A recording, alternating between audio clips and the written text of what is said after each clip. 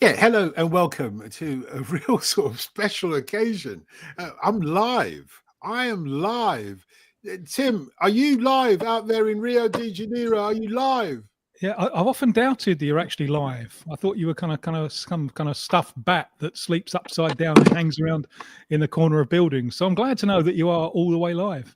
I am actually upside down, but I've turned the camera the other way around so that you look at me as if I was the right way up. No, we are live on YouTube, and this is a special moment for us here at the Brazilian Shirt Name podcast, because, of course, we are a podcast, and the podcast is still available and will be up and loaded for you who subscribe straight after this live performance. But I suppose the beauty of being able to do the podcast live, Tim, is that we can get comments directly from listeners and respond to them. Most of the comments will be for you, of course. Yeah, and most of them today, I fear, are going to be swearing at me. But onwards and upwards. Oh, mate, don't go down that road. You could make them love you, particularly if they are fans and supporters of Wolverhampton Wanderers. You could make them love you, but you're not going to. Well, I can't, because we are blessed with the privilege of his lordship himself, Mr. Jason Guy, who he is gonna, if there's any love going around today, it's all going his way. So thank you very much for joining us, Jason, and welcome to the Brazilian Shirt Name podcast. No problem. Thank you for asking me. It's an honour to be invited on. So yeah, hopefully I can add to your football knowledge that you give people, and I won't do myself a disservice. Well, I fear, my big fear today, please be gentle with me, is that we might have differences of opinion, because we might look upon this game, which it's a game that I've always wanted to do. I've always wanted to have a look at this one. We might look upon this game with slightly different perspectives. Yeah, that's allowed, though. That's allowed, and particularly over the mist of time, because what we do on the Brazilian Shirt Name podcast is try and look at an iconic game from some time in the football firmament and to discuss it with the benefit of hindsight, the benefit of all the culture that we've absorbed since then, and, you know, musically and otherwise. We'll get onto the music at some point or other. But take us back, Jason, to 1954, December 1954, which would have been 6 months, or what, it's a year after Elvis walked into the Sun recording studios in Memphis, Tennessee. It took them some time to click, to make him, you know, be the white guy with the black voice that had a kind of like a rockabilly thing about him. But from July 54, they were on it, and they were wiping the floor with everybody in the country scene, particularly on the Louisiana hayride. And by December 1954, he was just not a heartbeat, but a heartbreak hotel from immortality. You're talking about Sun Records. Wow. The only Sun that we're seeing in December 1954 is the colour of the Wolves shirts, isn't it, Jason? Oh, yeah. Listen, Wolves is a club steeped in history and tradition, as you know. And we're sort of very proud of the fact that we played our part in the forming of what is now European competition and the European Cup. And I think what lent itself beautifully is, so this is the shirt. This is a replica of it, obviously, of the 70-year anniversary for when we played Honved, the mighty Hungarians under the lights. And what's interesting, these floodlights were put into place in corners of the ground in 1953. Now, if you look back at football history and all the old grounds, there was the old floodlights in the corners, and still some grounds to this day have them. So Wolves had these floodlights put in, and believe it or not, they was actually based on the floodlights at the New York Yankee Stadium. And you know, I've had to do some research on this as well, and I was amazed. So these 4 floodlights were put up, and the matches were obviously played early evening. And as you said, this particular one was later on in the year. And for people, I've actually spoke to and met people that were at the game, and they said it was like watching ice skaters across the pitch. And what the beautiful thing was, because the floodlights were shining bright, and the shirt, as you can see, it's not like today's shirts where they're quite matte and dull. It was a very, very shiny shirt. So it literally, I mean, I've saw one of the original shirts, I've touched it, and it's almost like foil. So with the lights beaming onto it, it just created such an illusion. And I think it played to Wolves' favour, really, because they could see each other a lot better. And you know what? Wolves have got an iconic colour, which is old gold and black. And I think it lent itself perfectly to the floodlights. So to say we've played our part in football history for that reason alone is sort of good enough for me. Why were Wolves at the forefront of this? You know, with these, because there was a succession of really glamorous friendlies against foreign opposition. And as you said, I mean, even today, going to a game under floodlights is magic. What it must have been like back in 1954, the impression that must have left on so many people. But why was it Wolves who were at the forefront of this movement? Do you know what? I'm not entirely sure, but obviously it's had a heavy part to play with the erection of the floodlights. And clubs, as you say, were coming from all over the world. I think there was a series of about 14 matches over 4 years. And once again, there was a bit of a link between Billy Wright and Ferenc Puskas, because obviously Puskas being the Hungarian captain, and they'd given England, I believe, an absolute mauling. I think it was about 6-3. 6-3 and then 7-1. Yeah. 2 absolute maulings. And this Hungarian side was probably the best club side in the world. And so when Wolves beat Honved, it was 3-2. They rightly or wrongly got lauded Wolves champions of the world. And I think it was a journalist with almost a throwaway flippant comment. And it rubbed quite a few journalists and people up the wrong way. So some people thought this was brilliant and Wolves were in fact champions of the world. But then the rest of the football world thought, well, actually, it's not really fair because, you know, this isn't a competition. They've just arranged a game, they've won it, and they've lauded themselves of champions of the world. But you know, even today, recently, in fact, I went to the unveiling of it approximately 4 or 5 weeks ago. There was a statue unveiled, and it's absolutely stunning, and it depicts the great Billy Wright, who was our sort of magnificent centre-half, the first England centurion, first England player to get 100 caps. And he was 90 times captain, which is also a great feat.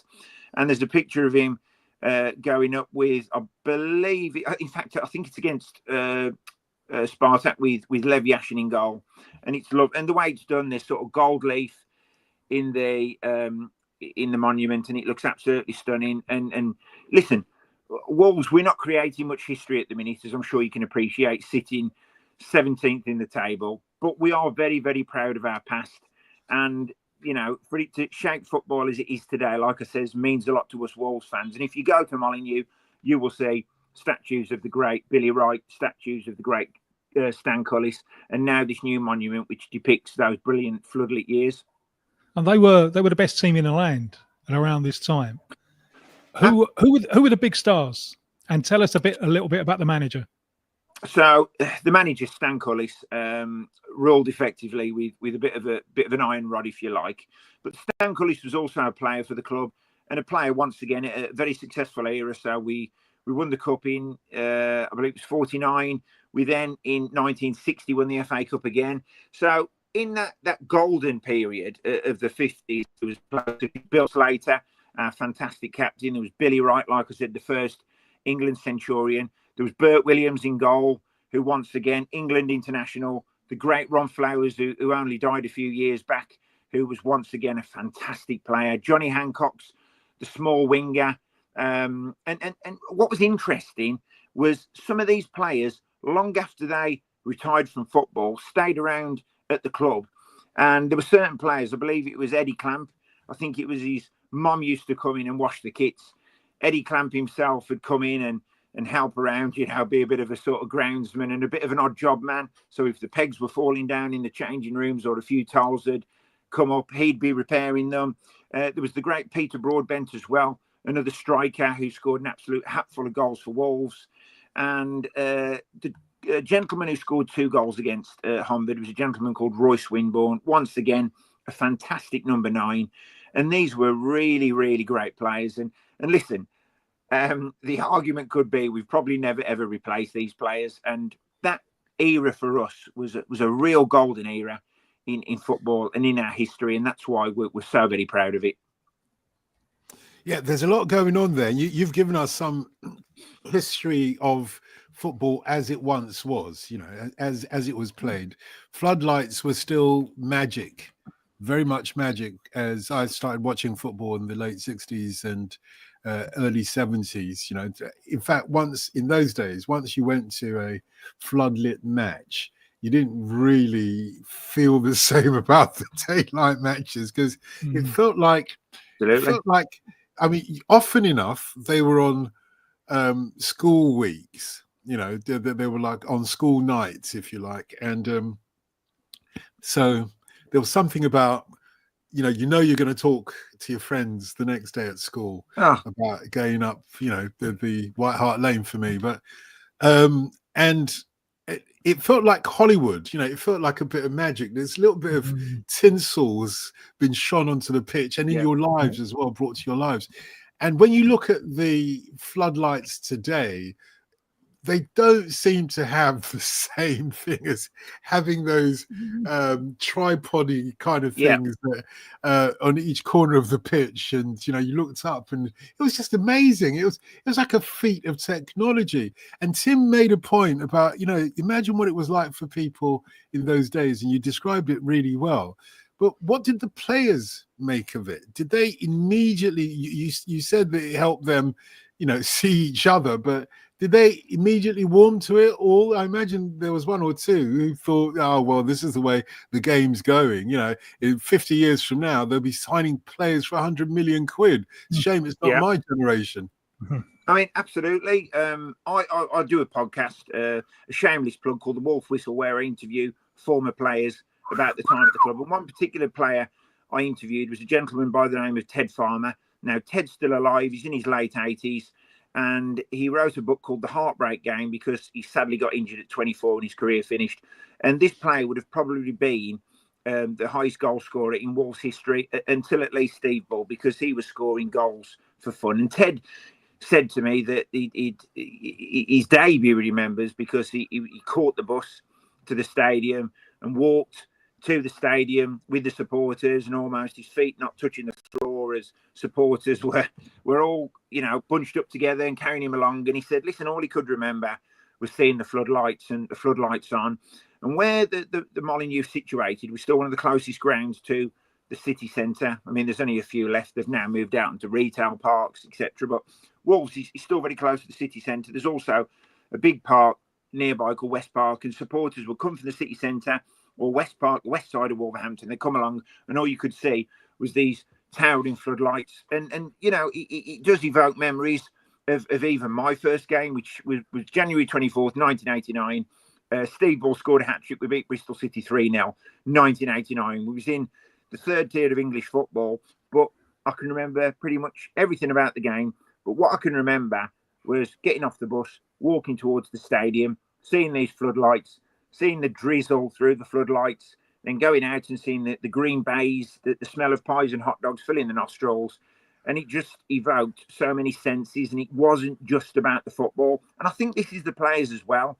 Yes, I understand they want to score goals, and, they want to play on these billiard-type pitches, especially how they look back then with the floodlights. But it's just more about that. And the players especially just remember everything. And I think it's the whole creation of the atmosphere for them, bearing in mind, as you quite rightly said, matches were normally played afternoons, so you could get the sunlight, and this was quite innovative, and then everybody quickly followed suit. There's a real buzz from everyone. I think you can just watching the Pathé News, you can really pick up this buzz from the players and also from all the flat caps in the stadium. You can Absolutely. Everyone is, wow, this is a special event. Now, we have spoken about the floodlights and where Molineux is situated. Yes. Jason, we got to talk about the elephant in the room. The field of play, the pitch. What do you got to say for yourself? It's close to Derby. Listen, back in, I've interviewed once again many players in the 70s, and they categorically say the worst pitch they ever played on was obviously the baseball ground. Yeah. And Yeah, I've spoke to players and they said, look, I think we played Derby in the one of the early rounds of the League Cup, and one of the players went to take a penalty, and he said he could barely see the ball. He said, and he was trudging up to it, and it was literally ankle deep in mud. But the Derby players were clearly used to it, so that give them effectively an unfair advantage. With the pitch at Molineux, the pitches of today are just completely different to how there was. And this is what annoys me about when people try and compare eras and say, would this team in the 2000s beat the team from the 60s? You just can't compare eras. There's now better equipment. The players are athletes. The pitches are now, as we know, 50% synthetic. But back then, yeah, Molineux wasn't a great pitch. And very quickly, you'd see at the start of August, the new seed had been laid and it was reasonably green. And then come the winter months, come October, November especially, then there was just mud patches in the goal areas, the corners, in the centre of the pitch. But it couldn't have done Wolves that much harm because, like I said, we had a very, very successful period. And going back onto Stan Cullis, once again, this was a manager who meticulously, thought about everything. It wasn't just about the training. It was about the players. It was about, how they lived their life off the pitch, on the pitch. So he was quite innovative there. And a little story about Billy Wright, who was our great captain, who we won so much under. Billy Wright was actually on sort of schoolboy forms as a teenager, and he was 14 years of age on the ground staff, and he got told that he wasn't big enough to play for Wolves, and it absolutely broke his heart.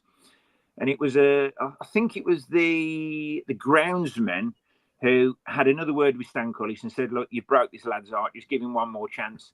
And then Billy Wright went on to play 500 games for the club, win a hatful of trophies and 105 England caps. So even the great managers sometimes get it wrong.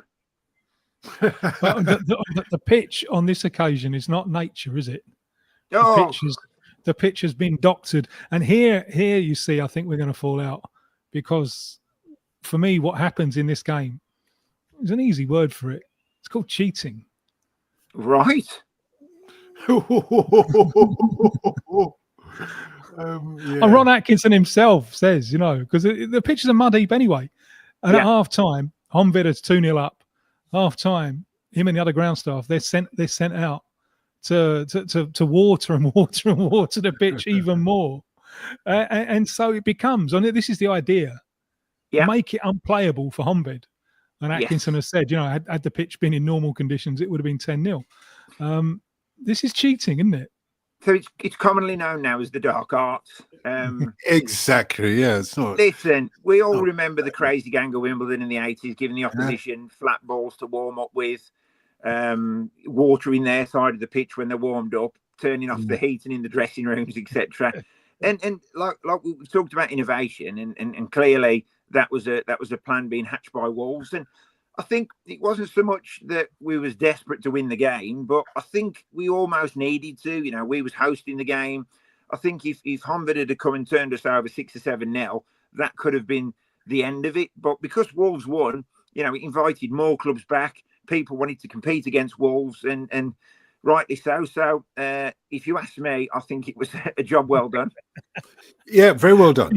Yeah, you call it the dark arts, and Tim calls it cheating. That's what he calls it.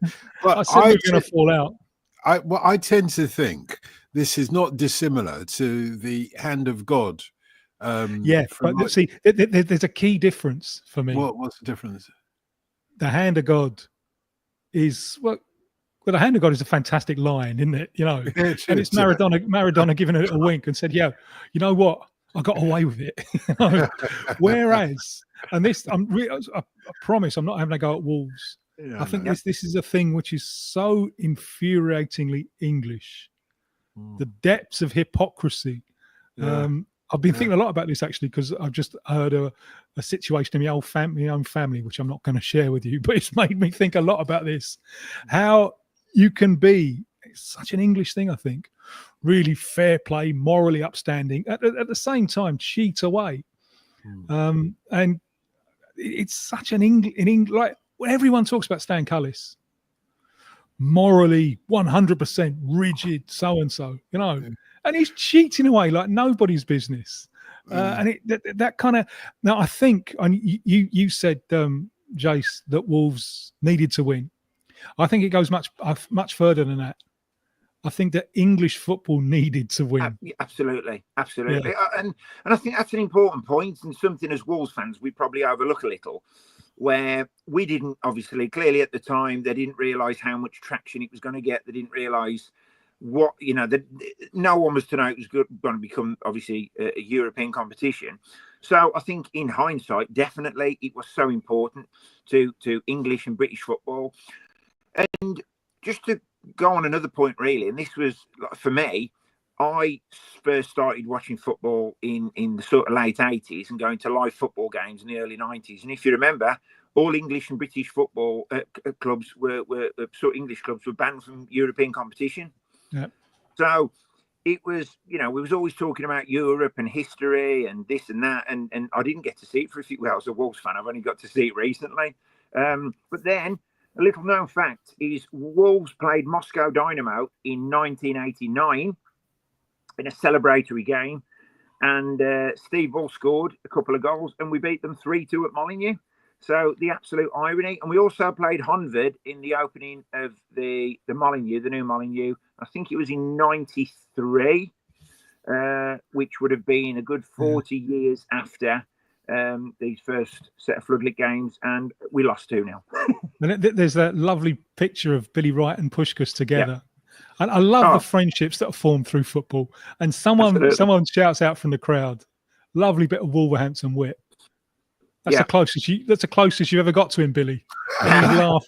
It's such a great moment. Do you know what? I want to tell a lovely story about Billy Wright, because I happened to interview, and I was very fortunate to interview, which is now his late daughter, Vicky Wright. Now, obviously, Billy Wright was the David Beckham of his day. He married one of the Beverley sisters, Joy Beverley, and it's such a lovely, romantic, beautiful story. But they was very angry with him, the family, because he won 105 England caps. So at home, he had his trophy room, if you like. So he had all his caps, and he had his snooker table and all his medals and trophies. And what happened was the milkman come round one day and to collect the money, and he brought his son with him, and he said, "Look, Billy, I hope you don't mind. Can my son wear one of your England caps? Can he just try one of your England caps on?" So Billy Wright let this little boy at the time, Vicky told me he was about 11 or 12, put one of these England caps on, and he was over the moon. Little boy got an England cap on, and Billy Wright said, "Well, keep it if you want." So anyway, this young lad then leaves the Wright household with one of Billy Wright's England caps on his head. So Joy finds out, and she went crazy at Billy. She went, "Look, this is the kid's inheritance. These are the heirlooms." And he come back with the most brilliant of responses. He went, "Don't worry, Joy, I've got hundreds of them." And that's a story I love. And I want to tell another very quick story about Billy Wright. I don't want to take up too much of your time, guys, but no. Billy Wright, take your time. Billy Wright, like I said, I spoke to Vicky, and she told me a very, very poignant story, and I didn't know this. Now, Billy Wright won the FA Cup, won league titles, the first England Centurion. And this was a player who never got booked in his career and lived his life right off the pitch and on the pitch. And when he retired, even back then, players used to struggle. And he went to work for ITV, and they seconded him to London. They seconded him to Birmingham, and his home was in North London, in Barnet. So they seconded him to Birmingham. So every night he'd be there. He'd be there 4 or 5 nights a week working for ITV. And Vicky was very, very brave to tell me this, but Billy, sadly, got into a bit of a drinking culture and a bit of a drinking habit, to the point where he had to go to Alcoholics Anonymous, and it became quite a serious issue. And I did not know this story, and Vicky tells it beautifully. And as the great Billy Wright was passing away, he had his hand clenched, and Vicky was holding his hand. And he said, "I've got something for you. Please look after it for me." And he dropped a medal into her hand. And this wasn't the FA Cup winners' medal. It wasn't the League Cup, the League winners' medal. It was actually a sobriety coin. And Vicky and he said, "That was the biggest challenge in my life." And wow. I mean, I'm welling up now. I'm bloody got a lump in my throat just telling that story. But that just shows that these great players weren't infallible. to the rigours of modern life. He said after the game, the great Billy Wright, he said they come back from 2-0 down on the quagmire of the pitch. They get a very, very dodgy penalty. English referee to bring it in. There was no VAR. No. And then it's the big centre forward Swinburne who scores two, looking like John Richards before the day. You're too young for John Richards. I remember. John Richards. I don't know. I know King John. Good bloke. Just got freedom of the city in Wolverhampton, by the way. Good bloke, Johnny. Quite rightly so. And so they come from behind and a win 3-2. And Billy Wright is saying this shows that English football is still best on English conditions in English weather. And absolutely. This goes back, I think, to that need to believe. You know, after the humiliation that Hungary had given us twice, there was this need to clutch onto it. And actually, I probably think that this kind of mentality did English football harm.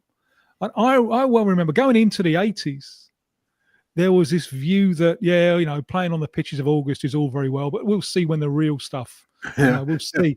But it's not. I think the greatest thing that the Premier League has done has been to improve the quality of the pitches.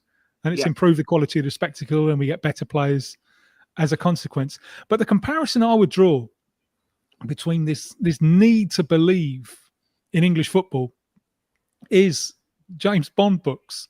And I'll tell you why. Because James Bond, Ian Fleming, is obviously writing based on his experiences in the intelligence services during the Second World War, and then it's apparent really that England isn't a great power anymore. But no one wants to own up to this. No one wants to own up. We still got this with great power status, and then the Suez Crisis happens, and it's the moment when it becomes obvious, that the states are the kingpins, and we ain't.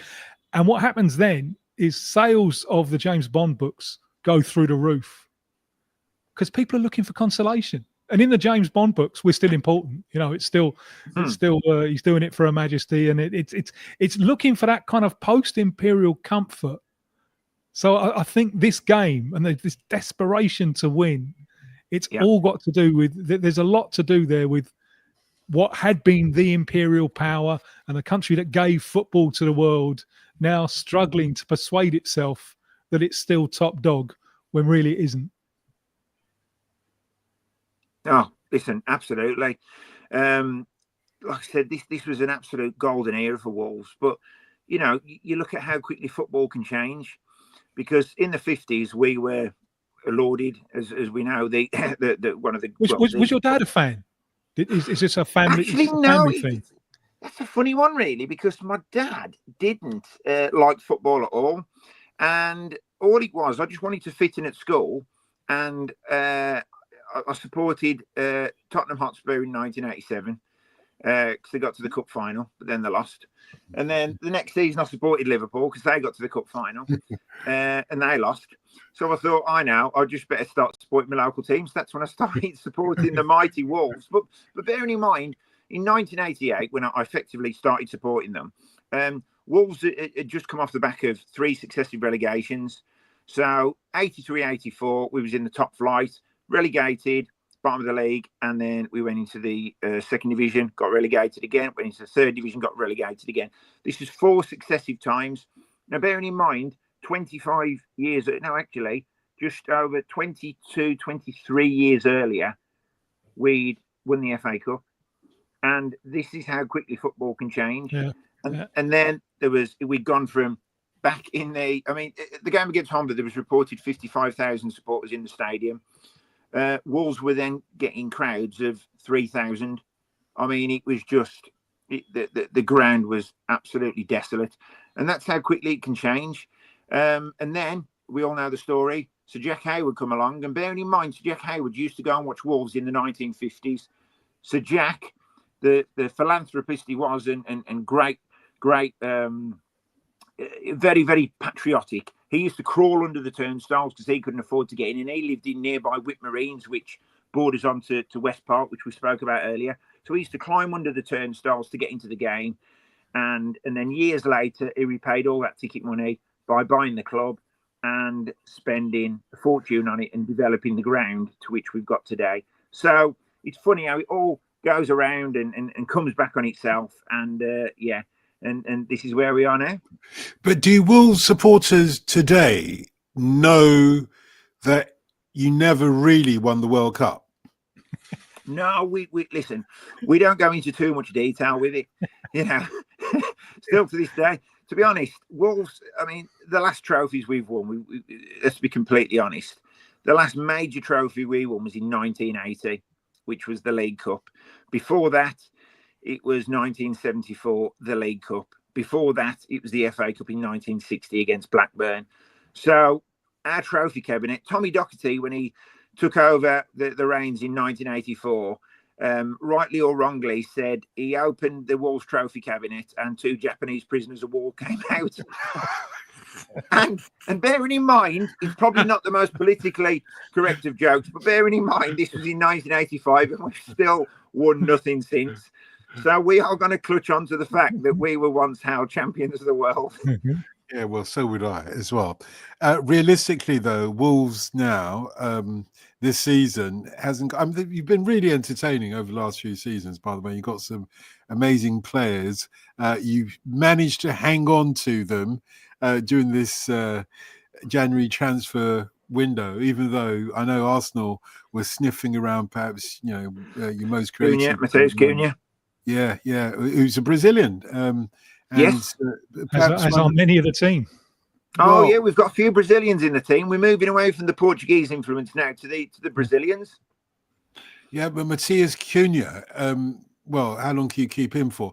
But his mission is to keep you up, isn't it? That's the mission of every single player now. You are at the wrong end of the table, but so are Spurs. So, don't worry about that. I wonder whether it will, or what it will be down to now for Wolves to maintain Premier League status.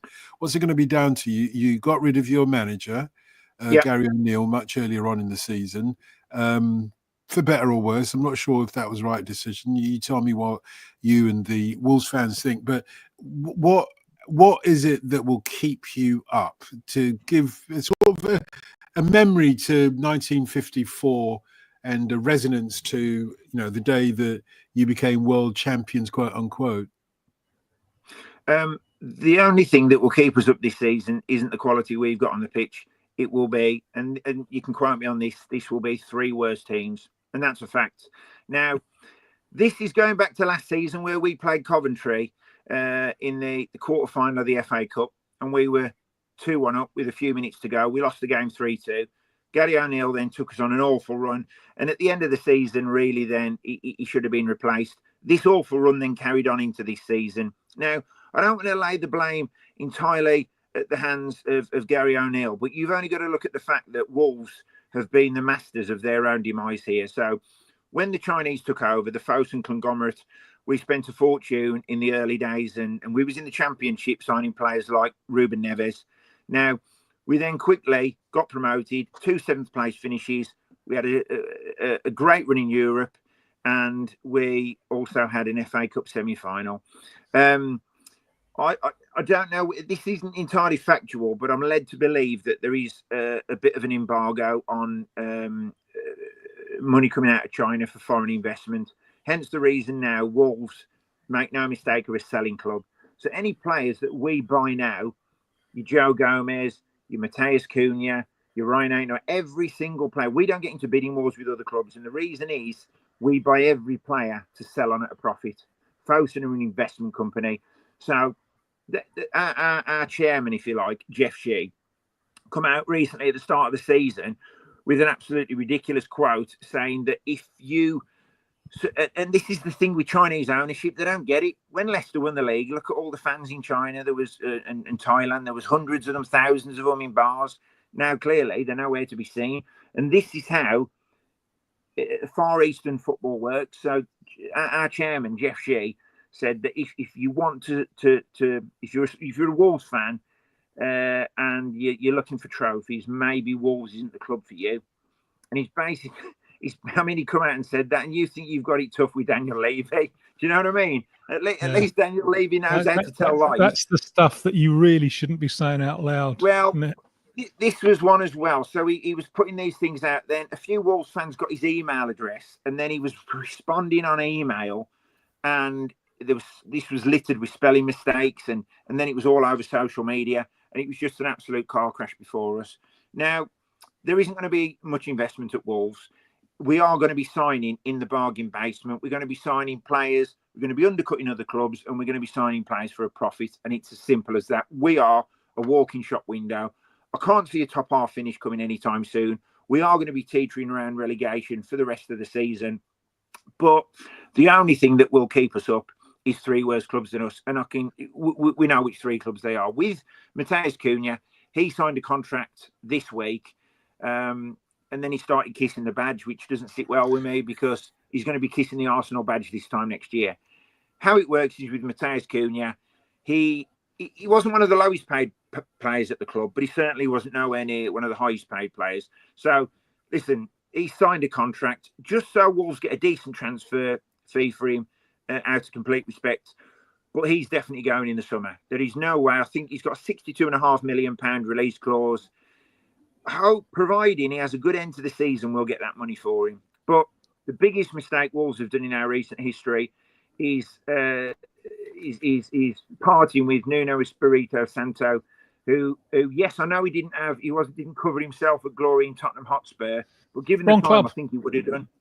And you look at the job that man is doing at Nottingham Forest, and do you know what? If Spurs and likewise Wolves that are stuck with him, you know, the sky really is the limit. Look at the job he's doing at Spurs. Great manager. We can't play that way. It's not going to work. Not going to happen. Fair play to him, even though with the counter-attacking style, and we can't do it. Fair play to him, even though he does walk around with his head upside down. Fantastic job he's doing.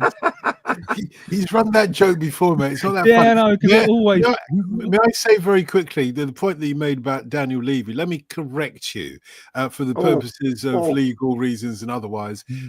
He knows how to work the media, I think, is what you meant. But you suggested something else. But yeah, let me put that to one side. Sorry. Oh, sorry. That's right. No, don't apologise to me. I'm not a judge. I'm not a judge. Oh, that's all right then. When you go to Molineux these days, Jason, yes, can you still feel some kind of communion, the magic of the stadium in December 1954? Is it still there? Can you still feel it? Matt Murray, a goalkeeper for Wolves, good mate of mine. He used to hate playing at Molineux, right? Well, that's a lie. He didn't used to hate playing at Molineux.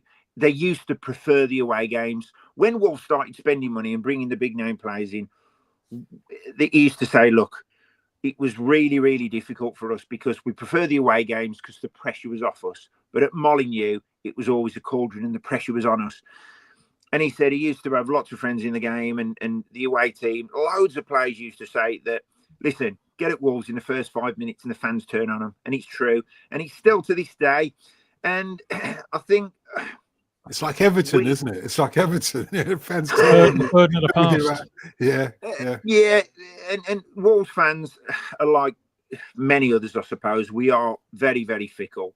And I think the expectation level is way, way, way too high. And you know, you've got to blame the 2 7th place finishes for that, really, because listen, we go a goal down and we do struggle and we do turn on the players, and it's the same on social media. And you know what? But then we beat Villa at the weekend, flipping 2-0. We're all pals again. The world's a great place, you know. Flipping it, we're not worried about relegation, and that's how fickle Wolves fans are. But I think the further you went back in history to the 50s, obviously I can't answer on behalf of the supporters that day. But I've spoken to many supporters, like I said, who went, and they said that it was just a magnificent occasion. But then I suppose after that, going on until with the successive relegations and winning 2 trophies in the next 30 odd years, everything after that then was just a chronic disappointment. Yeah, well, talking about the 1950s, we always take a look at the musical landscape of the week of the football match that we talk about on the Brazilian Shirt Name podcast. 1954, eh? December 1954.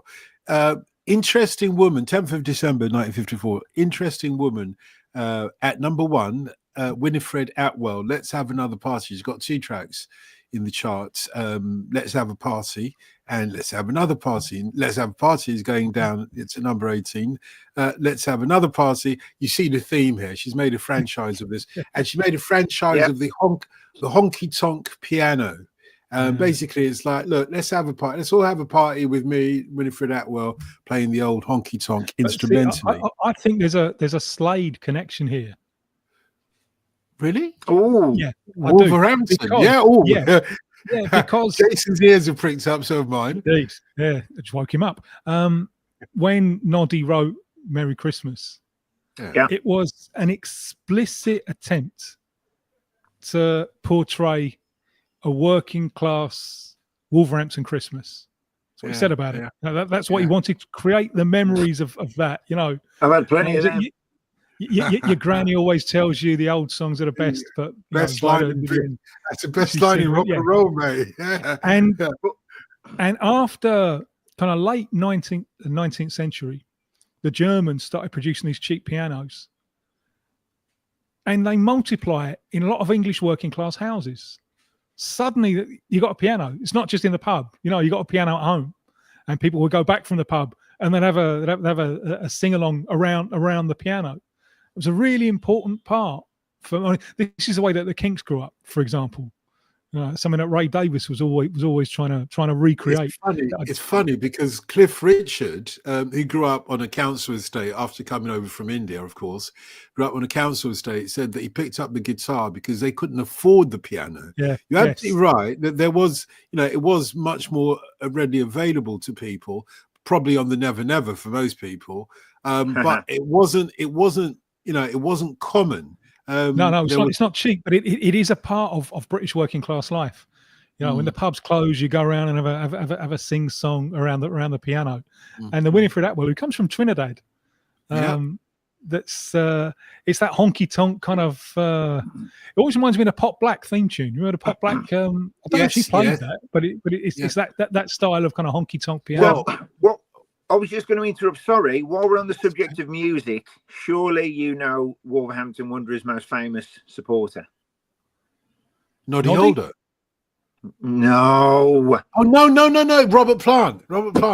Oh right, Robert Plant, Led Zeppelin, and I've got a great story about Robert. Yeah. So Robert, and this is a very kind story, and I've got to be honest, only a handful of people know this. But I am going to make it common knowledge now. So, Robert Plant, massive Wolves fan. During lockdown, I do my podcast, interviewing former players, decided to turn them into a book. So, obviously, we all know what was happening during lockdown. We had the most fantastic summer ever. Wine o'clock started at 4 p.m, then it became 3 p.m, then it became 11 a.m. very quickly. So I thought, right, I'm going to write a book. So I wrote a 130,000 word book called Tales from the Tape. And it was the interviews catalogued. Now, I'll give a copy to a good friend of mine, and I don't mean to be dropping any more names, Steve Bull. Steve got a copy of he got a couple of copies of the book. And I know I've got my steel toe caps on these names I'm dropping at the minute. But, but Robert Plant got hold of one of my books. Now, I didn't know, inadvertently, got hold of the book. He read it, and he said, the message come back through Steve Bull, and he said, can I have 3 copies of the book for my children? Now, Bully come back to me in his strong Midlands accent. You wanted to know how much you want, Jace? And I went, whoa, this is Robert Plant. I said, look, 3 copies.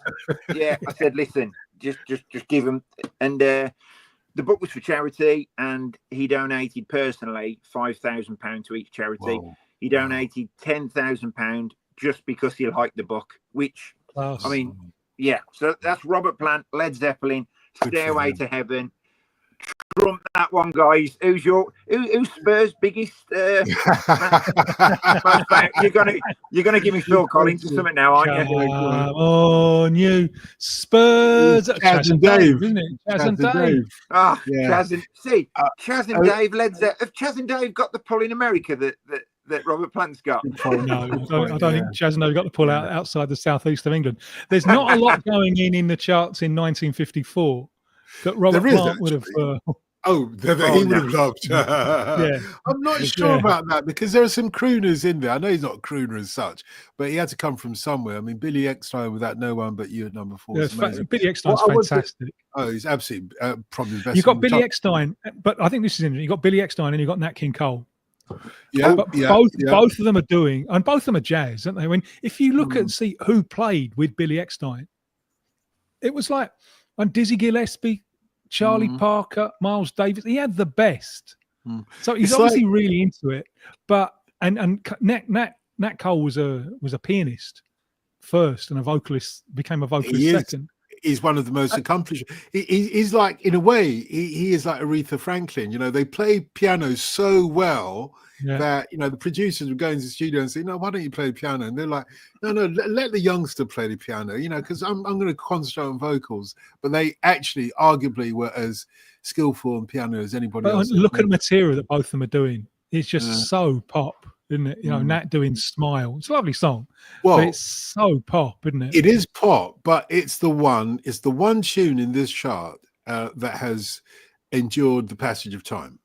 All the other tunes have come and gone, and you know, Smile has become a jazz standard. It's only a top 20 in 1954. We're lucky. If we'd gone back a couple of years, it wouldn't even have been the top 20 as such. But it's only you know, Smile that has managed to survive, because when you look at all the artists have mostly been forgotten. Joan Regan, who's she? She's got a voice. There's a lot of people here who can really, really sing. Oh, this is the era of singers, though, isn't it? Yeah, it's the era. The material is just so safe. It's so sickly sweet. But there's some fabulous singers. It's shocking that Perry Como, who, come on now, he should be doing. He did do novelty songs, because there's that, you know, what's the one? How do you spell Jersey? You know, well, the one about the States. I prefer this. Papa loves Mambo. You've been in South America too long, mate. Papa doesn't love Mambo the way you do it, because you know, he's turning it into a joke. You know, Mambo. Maybe it's a novelty, but it's quite well done. Yeah. It's amazing how many. If you look at the American singers, they're almost all Italian. You wouldn't know this looking at the names. I mean, Don Cornell, Frankie Lane. That's not Frankie Lane, as well as the more obvious ones like Perry Como and Dean Martin, and that stands out for me, because if you go back to what the people in the States were saying late 19th, early 20th century about Italian immigration, they were saying it is impossible to assimilate these people. They're from a different culture. They're swamped by an alien tide. They're lawless. They're this, they're that. Everything that's being said about other immigrants today, you know, and the half-wits who are saying this just don't know any history, because all this and worse was said about the Italians, and that didn't work out too badly, did it? Mate, all I was going to say was smile. Smile if the daughters ever smile. I don't even know the words, but it's a chart. Do you have any comments on the charts yourself, Jason? Any thoughts? I've heard of Perry Como and Dean Martin, and then I was struggling after that, to be honest. But Nat King Cole, you've heard of, though? Nat King Cole? Nat King Cole, of course. Nat King Cole, unforgettable. And in fact, the link to Steve Bull there was he scored 4 goals the once, and the headline was unforgettable. Oh, we like it. He was the headline writer's dream, Steve Bull was. Come on. Roads lead back to Steve. Bull in a china shop. Although you mentioned the defeat of Spartak Moscow by Wolverhampton Wanderers earlier on in this podcast, and let's not forget that classic headline, which I have adapted for contemporary reasons to be all about people from tropical countries who get incurable blood diseases. So I've changed it somewhat, but the headline would be, in my view, it would be the sickle cell anemic got hammered by Wolves. Do you know what I mean? Yeah, I know it's going round, and that's no disrespect. My younger brother's a sickler as well, but that's the first thing I Right. thought of. You forget that the hammer and sickle, of course, was the flag of the Soviet Union at the time, the red flag with the hammer and sickle at the corner. So the headline was Spartak Moscow's sickle got hammered by Wolverhampton Wanderers or something like that. It was stretching it, yeah. It was stretching it, but it wasn't a bad headline for its day. You know, we're on the verge of a new age. Shortly before this game, we're still in the Labour government, although they're on the way out. They're exhausted. It's a bit like that. Yeah, and shortly before the game, the Labour National Executive Committee had a meeting, and the theme of the meeting was, subject of the meeting was, the problems of socialism in a boom.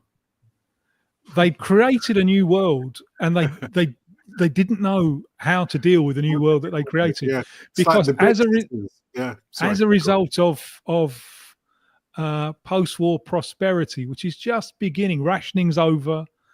Prosperity is just beginning. One of the consequences of this is the teenager. The teenager's coming, and when the teenager comes, the teenager is going to want his or her own form of music, separate from the music that their parents like. There's nothing like that in these charts. The teenager, with Elvis, it's going to come. What the teenager wants is somebody that doesn't look middle-aged singing to them, because all these crooners, they had to wear the dicky bows and everything like that to perform. When Elvis, in fact, destroys America, becomes the hottest thing in the world musically, he goes on to, what was the show that he used to go on to on television, where he's wearing like a dinner suit, and you're thinking, come on, you forced Elvis, to trim his hair and to shave his sideburns. Now you're putting him in a flipping, a monkey suit with a dicky bow. Come on, man, that's Elvis. But and that's when they started filming him. The Ed Sullivan Show, it was, wasn't it? And that's when they started filming him from the waist upwards, because, well, he's not Nat King Cole, let's put it that way. His hips are uncontrollable at this point. And that was my only Elvis connection to Nat King Cole's Unforgettable. I'm glad that you mentioned it. Unforgettable, Uncontrollable. This chart is rubbish from our perspective. I think. Yeah, it's schmaltz, isn't it? What about in terms of humour? It's amazing how humour dates, isn't it? Well, Ruby Murray's in the charts. Ruby Murray's in the charts, all the way from Northern Ireland. Yeah, whoever she is. We went for a Ruby Murray the other night. So I didn't realize she was a singer. Yeah. This is the height of the popularity of the Goons, and I've never got it. Means nothing to me. And the month before, it's been the first episode of Hancock's Half Hour, and I've never got Tony Hancock either. Just doesn't mean anything to me. It's amazing how humour is so generationally specific. I think the kind of humour that Tony... Are you familiar with Tony Hancock at all, Jason? In bits. I've watched little bits, but I haven't watched it for a long time. I'm not trying to be funny, but he's from up your way. He's from Stoke, isn't he? So I'd have thought that... Who is he? Yeah, I'm pretty sure. He's a Midlander. No, that's Nick Hancock. Nick Hancock, who's not related to Tony Hancock. Yeah, he's not related to Tony Hancock. Okay, Nick Hancock. But Tony Hancock's also from the Midlands, isn't he? I thought so. But I know he's not Nick Hancock, who's been on this podcast to talk about Stoke City.